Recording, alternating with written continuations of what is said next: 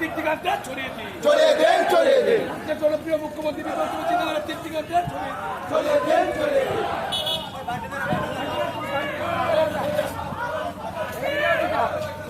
আরে কাবরি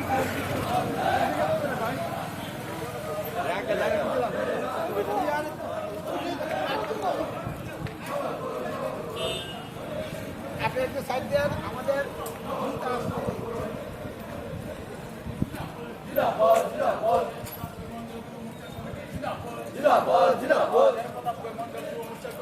তাকে আজকে যুব সম্পর্ক রেলে সফল করুন, আজকে যুব মোর্চার আগে যুব সম্পর্ক রেলে সফল করুন।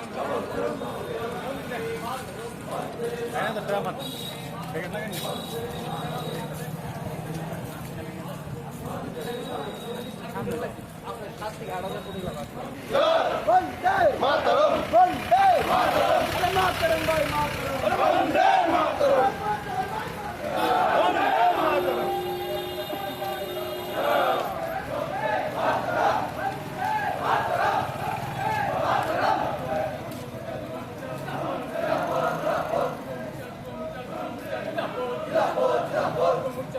সংকল্প রেলে সফল করুন, যুব মোর্চার আগে যুব সংকল্প রেলে সফল করুন। বন্দে মাতরম।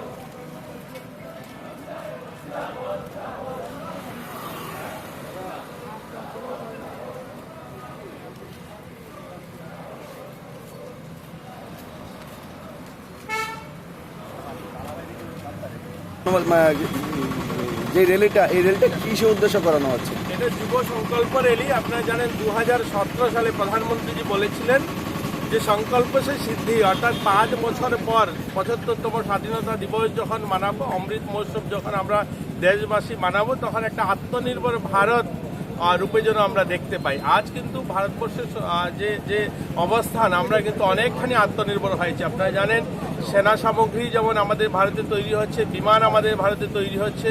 আজ স্বচ্ছ ভারতের কথা তিনি বলেছিলেন লালকেল্লা থেকে, আজ স্বচ্ছ ভারত জন আন্দোলন তৈরি হয়েছে। আজ এই দেশেই ভ্যাকসিন তৈরি হয়ে এই দেশের মানুষকে দেওয়া হচ্ছে। আজ সার্বিকভাবে যদি বলি আমরা, আমাদের দেশ জগৎসভায় শ্রেষ্ঠ আসন নেওয়ার জন্য তৈরি। আজ আমাদের প্রধানমন্ত্রীজির নেতৃত্বে, আমাদের রাজ্য সরকারের নেতৃত্বে আজ আমাদের গোটা দেশ স্বনির্ভরের দিকে এগোচ্ছে। আজ আত্মনির্ভর ভারতের কথা আমরা দেশবাসী বলছি। আর এটা নিয়েই আমাদের এই সংকল্প যাত্রা, অমৃত মহোৎসব পুরো বছর মানানো হবে বিভিন্ন কার্যক্রমের মধ্যে দিয়ে। তারই অঙ্গ হিসাবে ভারতীয় জনতা যুব মোর্চা আজ এই সংকল্প র্যালি গোটা ভারতবর্ষে করছে। গোটা ভারতবর্ষ পদযাত্রার মাধ্যমে আমরা ভারতবর্ষকে এক সুতায় গেঁথতে চাই। এটা আজকে মূল উদ্দেশ্য। ত্রিপুরা রাজ্যে কি 7টা মণ্ডলে এই অনুষ্ঠান চলছে? ত্রিপুরা রাজ্যে শুধু নয়, গোটা ভারতবর্ষে প্রত্যেকটা এলাকাতে আজকে এই র্যালিটা হচ্ছে। ধন্যবাদ।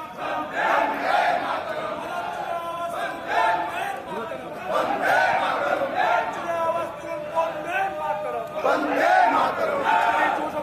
চলে চলে চোখ দিন,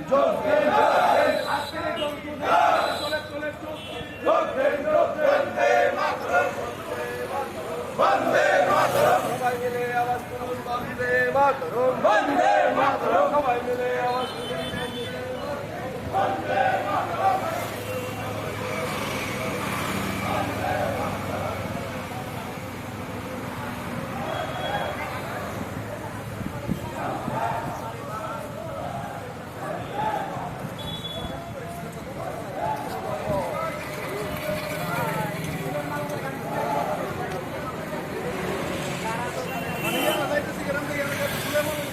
আমি সঙ্গে সঙ্গে গেছি।